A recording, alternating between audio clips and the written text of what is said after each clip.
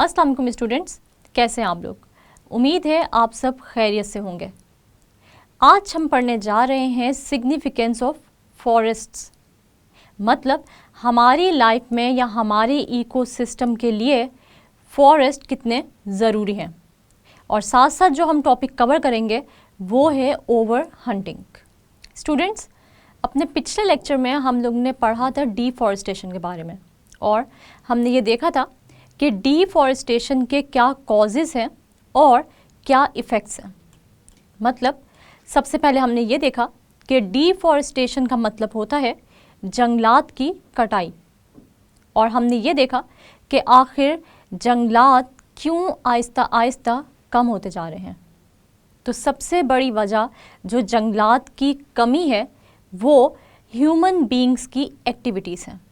मतलब जैसे जैसे ह्यूमन बीइंग्स की पॉपुलेशन इंक्रीज़ होती जा रही है, वैसे वैसे अपने आप को आसान ज़िंदगी देने के लिए और अपने लिए फैसिलिटीज़ बनाने के लिए ह्यूमन बीइंग्स फॉरेस्ट को काट देते हैं या दरख्तों की कटाई करते हैं, ताकि उनके लिए ज़्यादा से ज़्यादा जगह हो घर बनाने के लिए, हॉस्पिटल्स, स्कूल्स, यूनिवर्सिटीज़ बनाने के लिए, और इसके अलावा फूड शॉर्टेज से बचने के लिए हम इस ज़मीन को इस्तेमाल करते हैं फसलें लगाने के लिए। स्टूडेंट्स, हमने ये भी पढ़ा कि इसके अलावा कुदरती आफात भी जंगलात की कमी का बायस हैं। अब जंगलात की कमी से क्या क्या इफ़ेक्ट्स होते हैं वो भी हमने अपने पिछले लेक्चर में देखे। हम एक दफ़ा रिव्यू कर लेते हैं कि कौन कौन से असरात हैं जो कि हमारी ज़मीन पर, हमारे इकोसिस्टम पर हो रहे हैं जंगलात की कटाई से या डिफॉरेस्टेशन से। तो हमने ये पढ़ा कि जहाँ पर जंगलात मौजूद होते हैं वहाँ पर दरख्त सॉइल को फिक्स्ड रखते हैं, या फिर हम ये कह सकते हैं कि दरख्त की जड़ें सॉइल को एंकर करके रखती हैं। और अगर हम यही दरख्त काट दें तो फिर वहाँ पर सॉइल अपनी जगह पर नहीं रह सकती, यानी फिक्स्ड नहीं रह सकती। और जब भी कोई सैलाब आएगा तो पानी का रेला अपने साथ इस मिट्टी को भी बहाकर ले जाएगा, और साथ साथ इस मिट्टी के साथ न्यूट्रिएंट्स मौजूद भी पानी की नज़र हो जाएंगे। इसका मतलब ये हुआ कि किसी भी जगह पर मौजूद जब तक जंगलात हैं वहाँ की सॉइल फर्टाइल रहेगी, मगर जब ये जंगलात कट जाएंगे या फिर हम देखते हैं किसी भी कुदरती आफात से जंगलात को नुकसान पहुँचेगा, तो वहाँ पर मिट्टी अब मज़ीद फर्टाइल नहीं रहेगी और वहाँ पर मज़ीद प्लांट्स या क्रॉप्स की ग्रोथ सही से नहीं होगी, क्योंकि न्यूट्रिएंट्स की कमी हो जाएगी। इसके अलावा हमने ये भी देखा कि सैलाब अपने साथ इस मिट्टी को बहाकर रिवर्स में लेकर जाते हैं, जो कि मज़ीद सैलाब आने का बायस बनते हैं। और जब रिवर से ये पानी डैम्स में पहुंचता है तो अपने साथ ये मिट्टी भी लेकर जाता है, जिसकी वजह से डैम्स में ब्लॉकेज होने के चांसेस होते हैं। इसके अलावा हम ये भी देखते हैं कि डैम्स की वाटर स्टोरेज कैपेसिटी कम हो जाती है। तो स्टूडेंट्स, जंगलात से ना सिर्फ सॉइल को नुकसान पहुंचा, डैम्स को नुकसान पहुंचा या रिवर्स को नुकसान पहुंचा, बल्कि हम ये भी देखते हैं कि जब दरख्त नहीं होंगे तो हमारी एनवायरनमेंट भी गंदी हो जाएगी, क्योंकि दरख्त ही हैं जो कि हमारी एनवायरनमेंट से पोल्यूटेंट्स को एब्जॉर्ब करती है। और इसके अलावा हमने ये भी देखा कि जहाँ पर दरख्त नहीं होंगे वहाँ पर रेट ऑफ ट्रांसपायरेशन भी कम हो जाएगा। मतलब जैसे कि पौधों से पानी वेपर्स की फॉर्म में रिलीज़ होता है और बादल बनाता है, और जब ये बादल नहीं बनेंगे तो बारिशें भी अल्टीमेटली कम होंगी, और हम ये देखेंगे कि कहीं पर भी हम ये कह सकते हैं कि इकोसिस्टम में ड्राई लैंड्स का इजाफा होगा, मतलब डेजर्टिफिकेशन कॉज होगी। और ऐसे लैंड्स जो कि पहले फर्टाइल हुआ करते थे और ऐसे लैंड्स जहाँ पर बारिश होती थी अब वहाँ पर बारिश नहीं होगी, जिसकी वजह से डेजर्टिफिकेशन या फिर डेजर्ट्स में इजाफा हो जाएगा। स्टूडेंट्स, आज हम देखते हैं कि डिफॉरेस्टेशन क्यों ख़तरनाक है और हमारी लाइफ में एफॉरेस्टेशन क्यों ज़रूरी है, या फिर हम ये कह सकते हैं कि जंगलात के क्या फ़वाइद हैं या क्या इम्पोर्टेंस है हमारी लाइफ में, हमारी एनवायरनमेंट में और हमारे इकोसिस्टम की स्टेबिलिटी के लिए और बायोडाइवर्सिटी की कंजर्वेशन के लिए किस कदर ज़रूरी हैं ये जंगलात। तो आज का टॉपिक ही हमारा ये है, इम्पोर्टेंस या सिग्निफिकेंस ऑफ फॉरेस्ट। अगर हम सबसे पहले ये बात करें कि बायोडाइवर्सिटी जंगलात होने से ही रिलेट करती है या फिर हम यूँ कहें कि बायोडाइवर्सिटी एफॉरेस्टेशन पर भी डिपेंड करती है, तो ये बात गलत नहीं है।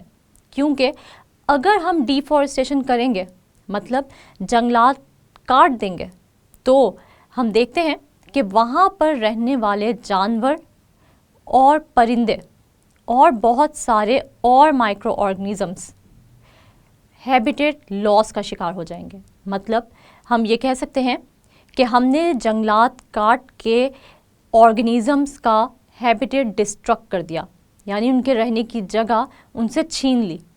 इसलिए वहाँ पर मौजूद बायोडाइवर्सिटी यानी वैरायटी ऑफ ऑर्गेनिजम्स बहुत हद तक मुतासिर होगी और परिंदों को, जानवरों को और बाकी रहने वाले माइक्रो ऑर्गेनिजम्स को वहाँ से माइग्रेट करना पड़ेगा दूसरे इलाकों में और हम एक बहुत वैरायटी ऑफ ऑर्गेनिज्म से महरूम हो जाएंगे। हम देखते हैं कि जब ये ऑर्गेनिजम्स यानी परिंदे, जानवर और माइक्रो ऑर्गेनिजम्स अपनी फेवरेबल कंडीशंस यानी जंगलात के बजाय किसी और इलाके में जाएंगे और माइग्रेट करेंगे, तो ज़रूरी नहीं कि उनको वही फेवरेबल कंडीशंस मुयस्सर हों जो कि उनको पहले मुयस्सर थी। इसलिए बहुत सारे ऐसे परिंदे, जानवर और माइक्रो ऑर्गेनिजम्स मर जाएंगे और हम ये कहेंगे कि डिफॉरेस्टेशन बायोडाइवर्सिटी के लॉस का भी बाइस बनती है। स्टूडेंट्स, हम ये देखते हैं कि तकरीबन 3 बिलियन लोग ऐसे हैं जो कि अपने फॉरेस्ट से ही यानी जंगलात की लकड़ी पे डिपेंड करते हैं अपनी कुकिंग और हीटिंग पर्पस के लिए और इस लकड़ी को इस्तेमाल करते हैं अपने चूल्हे जलाने के लिए या फिर अपने आप को सर्दी से बचाने के लिए। इसका मतलब ये हुआ कि एक वजह जो डिफॉरेस्टेशन की हुई वो ये भी हुई कि हम ये लकड़ी कुकिंग और हीटिंग के लिए भी यूज़ करते हैं, मगर जहाँ डिफॉरेस्टेशन हुई यानी नुकसान हुआ वहाँ पर इंसान को इन फॉरेस्ट का फ़ायदा भी हुआ। मतलब हम ये कह सकते हैं कि फ्यूल वुड के तौर पर इंसान इस लकड़ी को इस्तेमाल करते हैं जो कि दरख्तों से हासिल की जाती है। इसी तरह टिम्बर बहुत ही मशहूर वुड है जो कि इस्तेमाल होती है घर बनाने के लिए, फर्नीचर बनाने के लिए और हम ये भी देखते हैं कि इकनॉमिकली भी ये बहुत ही इम्पॉर्टेंट है। यानी किसी भी कंट्री की इकनॉमिक्स यानी माशी सूरत हाल डिपेंड करती है उसके जंगलात पे। और अगर हम ये कहें कि किसी भी कंट्री की एग्रीकल्चर उसकी इकोनॉमी पे असरअंदाज होती है, तो ये बात भी गलत नहीं है। और हम किसी जंगलात को काट कर वहाँ पर नए क्रॉप्स उगाएं और जंगलात को काट दें तो हमें शॉर्ट टर्म फ़ायदा तो हो सकता है, यानी हमारी इकोनॉमी को शॉर्ट टर्म फ़ायदा हो सकता है वहाँ पर एग्रीकल्चर पर्पस के लिए उस ज़मीन को इस्तेमाल करके, मगर लॉन्ग टर्म किसी भी कंट्री के लिए जंगलात का ना होना बहुत ही नुकसानदेह है। इसका मतलब ये हुआ कि हम एक शॉर्ट टर्म फ़ायदे के लिए अपना लॉन्ग टर्म नुकसान नहीं कर सकते। स्टूडेंट्स, हम ये देखते हैं अगर हम केपीके की बात करें यानी खैबर पख्तूनख्वा की बात करें तो हर साल तकरीबन 1% जंगलात की कमी वाक़या हो रही है। और बहुत सारे लोग ऐसे हैं जो कि खैबर पख्तूनख्वा में सिर्फ इसलिए सैर के लिए जाते हैं कि वहाँ की खूबसूरती बहुत मशहूर है, और हम खुद भी वहाँ पर सैर के लिए इसीलिए जाते हैं क्योंकि वहाँ पर नेचुरल ब्यूटी बहुत है। स्टूडेंट्स, हम नेचुरल ब्यूटी किसको कहते हैं? मतलब आप केपीके तो गए होंगे, या इसके अलावा कश्मीर में भी अगर हम जाएं, यानी कश्मीर हम जाएं, तो आपने देखा ही है कि वहाँ पर ग्रीनरी बहुत ज़्यादा है। मतलब वहाँ पर पहाड़ भी मौजूद है, वहाँ पर बहुत सारे आपको जो है वो खूबसूरत मनाजिर नज़र आते हैं, लेकिन उन सब की खूबसूरती हमारी ग्रीनरी की वजह से ही होती है। मतलब हम देखते हैं कि वहाँ पर बेशुमार जंगलात हैं, लेकिन जब हर साल 1% जंगलात में केपीके के कमी हो जाएगी, तो क्या कोई वहाँ पर सैर के लिए जाएगा या तफरीह के लिए जाएगा? तो बिल्कुल नहीं। और आहिस्ता आहिस्ता टूरिज़्म कम होता जाएगा। किसी भी कंट्री की इकोनॉमी आपकी टूरिज़्म पे भी बहुत ज़्यादा डिपेंड करती है, और टूरिज़्म डिपेंड करती है आपकी कंट्री में मौजूद खूबसूरती पे, यानी नेचुरल जो नेचर की ब्यूटी है, यानी कुदरती जो खूबसूरती है, उस पे डिपेंड करती है। आप जितना कुदरत के करीब रहना चाहेंगे तो आपको दिल चाहेगा कि यहाँ पर ऐसे मनाजिर हों जिनमें आपको कलर्स नज़र आएँ, और कलर्स आपको तभी नज़र आएंगे जब वहाँ पर होंगे जंगलात, यानी ग्रीनरी होगी। स्टूडेंट्स, एक और चीज़ जो हम देखते हैं वो ये है कि दरख्त हमारी एनवायरनमेंट को साफ़ सुथरा रखने के लिए बहुत ही इम्पॉर्टेंट होते हैं। और वो कैसे? कि दरख्त के अंदर ये कैपेबिलिटी होती है कि वो एब्जॉर्ब करते हैं बहुत सारे पोल्यूटेंट्स एनवायरनमेंट से। ऐसी कंट्री जहाँ पर आहिस्ता आहिस्ता डिफॉरेस्टेशन बढ़ती जाए और दरख्त में कमी होती जाए, तो वहाँ पर आहिस्ता आहिस्ता पोल्यूशन भी बढ़ती जाएगी। जैसे कि अगर हम ये देखें कि ऐसे शहर जहाँ पर ग्रीनरी कम है, तो वहाँ पर पोल्यूशन भी बहुत ज़्यादा है, और आहिस्ता आहिस्ता हमारी एनवायरनमेंट पोल्यूट होती जा रही है। जब एनवायरनमेंट पोल्यूट होगी तो हमने पहले भी ये बात पढ़ी कि आहिस्ता आहिस्ता ओजोन डिप्लीट होती जाएगी, यानी ओजोन डैमेज हो जाएगी पोल्यूटेंट से। और फिर जब ओजोन डिप्लीशन होगी तो अल्ट्रा वायलेट रेज जो कि सन से ज़मीन तक आती हैं, वो डायरेक्ट सन से ज़मीन तक आएंगी, और ओजोन लेयर उनको नहीं रोक सकती, क्योंकि अब ओजोन लेयर में आ रहा है बहुत बड़ा गैप, जिसकी वजह से हम देखते हैं हमारी ज़मीन का टेम्परेचर बहुत ज़्यादा हाई हो जाएगा। इसी तरह अगर हम ये देखें कि ओवर हंटिंग किस तरह ख़तरनाक है हमारी बायोडाइवर्सिटी के लिए, तो हम ये देखते हैं कि जहाँ पर हम ओवर हंटिंग करें, यानी बहुत ज़्यादा शिकार करें, तो बहुत सारी स्पीशीज़ ऑर्गेनिज़म्स की ओवर हंटिंग की वजह से ही आहिस्ता आहिस्ता कम होती जा रही हैं, और हम कहते हैं कि ये एंडेंजर्ड स्पीशीज़ की लिस्ट में शामिल हो गई हैं। एंडेंजर्ड स्पीशीज़ ऐसी स्पीशीज़ हैं जो हमने पढ़ा, वो स्पीशीज़ जो कि नियर फ्यूचर में ख़त्म हो सकती हैं या फिर एक्सटिंक्ट हो सकती हैं। जैसे कि हम देखते हैं कि आपकी बुक में कुछ एग्जाम्पल्स भी दी हुई हैं जो एंडेंजर्ड स्पीशीज़ में हैं ओवर हंटिंग की वजह से। जिस तरह हमारा पाकिस्तान का नेशनल एनिमल जो कि मारखोर है, ये भी एक एंडेंजर्ड स्पीशीज़ है। इसी तरह हम देखते हैं आइबेक्स भी एक एंडेंजर्ड स्पीशी है। स्टूडेंट्स, आज हमने क्या देखा? आज हमने देखा कि फॉरेस्ट किस तरह इम्पॉर्टेंट है, और हमने ये देखा कि फॉरेस्ट और ओवर हंटिंग और डिफॉरेस्टेशन किस तरह हमारे लिए नुकसानदेह हैं और हमारे जो इकोसिस्टम है उसकी स्टेबिलिटी को किस तरह मुतासिर करती हैं। जी स्टूडेंट्स, तो यहाँ पर मैं आप लोगों से एक छोटा सा क्विज ले लेती हूँ जिससे मुझे यह आइडिया हो जाएगा कि आपको कितने % आज के लेक्चर की समझ आई है। स्टूडेंट्स, सबसे पहला जो क्वेश्चन है वो क्या है? How many people rely on would for heating and cooking purpose. तो आपसे पूछा ये जा रहा है कि कितने लोग रिलाई करते हैं यानी कि डिपेंड करते हैं लकड़ी पर हीटिंग और कुकिंग पर्पस के लिए। तो हम ये देखते हैं, in developing countries almost 3 billion people rely on would for heating and cooking. यानी इसका मतलब ये हुआ कि डेवलपिंग कंट्रीज़ में तकरीबन 3 बिलियन लोग ऐसे हैं जो कि हीटिंग और कुकिंग पर्पस के लिए लकड़ी पर डिपेंड करते हैं। इसके बाद हमारे पास जो दूसरा क्वेश्चन है वो क्या है? Name national animal of Pakistan. तो स्टूडेंट्स, आप लोगों को पता है कि हमारा जो नेशनल एनिमल है पाकिस्तान का वो कौन सा है? वो है मारखोर। इसके बाद स्टूडेंट्स, हमारे पास जो क्वेश्चन है वो क्या है?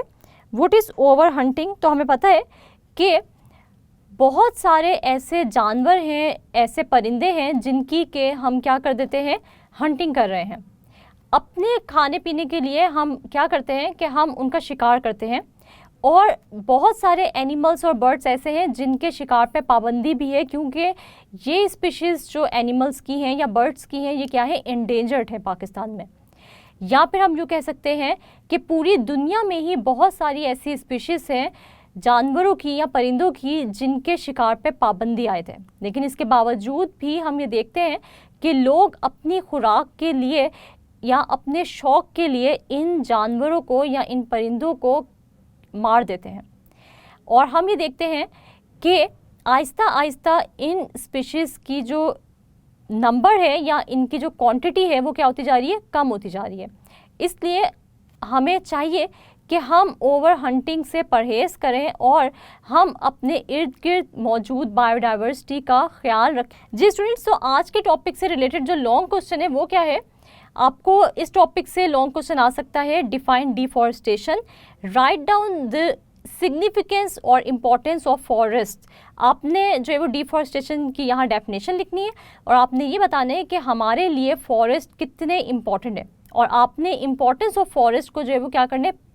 पॉइंट्स की फॉर्म में जो है वो एक्सप्लेन करना है कि क्योंकि फॉरेस्ट की मौजूदगी की वजह से हम ये देखते हैं कि जितने ज़्यादा फॉरेस्ट होंगे उतनी ही ज़्यादा एनवायरनमेंट हमारी साफ़ रहेगी, क्योंकि फॉरेस्ट जो है वो क्या करते हैं? वो हमारी एनवायरनमेंट से जो पोल्यूटेंट्स होते हैं उनको भी एब्जॉर्ब कर लेते हैं। इसके अलावा हम ये देखते हैं कि प्लांट्स में ये भी कैपेबिलिटी होती है कि वो कार्बन डाइऑक्साइड को भी एब्जॉर्ब करते हैं और वो फोटोसिंथेसिस में इस कार्बन डाइऑक्साइड को यूटिलाइज करते हैं, और जो ऑक्सीजन गैस होती है उसकी अमाउंट में इजाफा हो जाता है। इसके अलावा हम ये देखते हैं कि फॉरेस्ट हमारे लिए इसलिए भी ज़रूरी है कि हम इसकी लकड़ी को यूज़ करके पेपर बना सकते हैं। इसके अलावा इसको कुकिंग या हीटिंग के लिए भी इस्तेमाल कर सकते हैं। और इसके अलावा हम देखते हैं कि फॉरेस्ट हमारे लिए इसलिए भी ज़रूरी है कि अगर पौधे नहीं होंगे, हमारे इर्द गिर्द ग्रीनरी नहीं होगी, तो बारिशें भी कम होंगी और आहिस्ता आहिस्ता हमारा जो पूरा का पूरा जो हमारा इकोसिस्टम है वो किस में कन्वर्ट हो जाएगा? वो डेजर्ट इकोसिस्टम में कन्वर्ट हो जाएगा। अगर पौधे नहीं होंगे तो ट्रांसपायरेशन नहीं होगी, यानी पानी पौधों से बुखारात की फॉर्म में जो है वो क्या होगा? रिलीज़ नहीं होगा, जिसकी वजह से बादल नहीं बनेंगे, और जब बादल नहीं बनेंगे बारिशें नहीं होंगी। जब बारिशें नहीं होंगी तो हमारी सॉइल क्या होती जाएगी? बंजर होती जाएगी, और बंजर होने की वजह से मज़ीद यहाँ पर जो है वो क्या होगा? मज़ीद यहाँ पर पौधे जो है वो ग्रो नहीं कर सकेंगे, ग्रीनरी नहीं होगी, जिसकी वजह से हम देखते हैं कि आहिस्ता आहिस्ता हमारा जो लैंड इकोसिस्टम है या जो हमारा फॉरेस्ट लैंड होगा वो आहिस्ता आहिस्ता डेजर्ट में कन्वर्ट होता जाएगा या नॉन फॉरेस्ट लैंड में कन्वर्ट होता जाएगा। स्टूडेंट्स, आज हमने पढ़ा इम्पोर्टेंस ऑफ फॉरेस्ट, मतलब फॉरेस्ट हमारे लिए क्यों ज़रूरी है। फॉरेस्ट ना सिर्फ हमें घर बनाने के लिए लकड़ी प्रोवाइड करते हैं, बल्कि पेपर बनाने के लिए पल्प भी प्रोवाइड करते हैं, और साथ ही साथ हम ये देखते हैं कि हमें लकड़ी से हीटिंग और कुकिंग पर्पस में भी हेल्प मिलती है। इसके अलावा अगर हम ये बात कहें कि फ्रूट्स भी हमें दरख्तों से ही हासिल होते हैं, तो ये बात भी गलत नहीं है, क्योंकि बहुत सारे फ्रूट फार्म्स मौजूद हैं जिनसे हम फल लेते हैं अपने फूड के तौर पे। इसी तरह दरख्त ना सिर्फ हमारी एनवायरनमेंट से पोल्यूटेंट्स को एब्जॉर्ब करते हैं, बल्कि हमें ऑक्सीजन भी देते हैं ताकि हम आसानी से सांस ले सकें। फिर हमने ये देखा कि डिफॉरेस्टेशन से बायोडाइवर्सिटी लॉस हो रही है, यानी Aahista Aahista variety of animals कम होते जा रहे हैं और बहुत सारी स्पीशीज़ बर्ड्स की और एनिमल्स की ऐसी हैं जो कि आहिस्ता आहिस्ता एंडेंजर्ड होती जा रही हैं, यानी नियर फ्यूचर में उनकी एक्सटिंक्शन का ख़तरा है। स्टूडेंट्स, हमने ओवर हंटिंग को भी कवर किया और ओवर हंटिंग में हमने ये देखा कि बहुत ज़्यादा शिकार करने से, चाहे वो लीगल हो या इलीगल, हमारी बायोडाइवर्सिटी को ख़तरा है और बहुत सारे एनिमल्स की और बर्ड्स की ऐसी स्पीशीज़ हैं जो कि ओवर हंटिंग की वजह से एक्सटिंक्शन की तरफ जा रही हैं, यानी कि एंडेंजर्ड है। तो हमें कोशिश करनी चाहिए कि हम ऐसी एक्टिविटीज़ से बचें जो कि डिफॉरेस्टेशन का बाइस बने और ओवर हंटिंग से भी बचें, ताकि हमारी किसी भी एक्टिविटी से हमारी बायोडाइवर्सिटी का लॉस ना हो और हमारा इकोसिस्टम स्टेबल रहे। नेक्स्ट लेक्चर तक के लिए अपना ख्याल रखिएगा और मुझे दुआओं में याद रखिएगा। तब तक के लिए अल्लाह हाफ़िज़।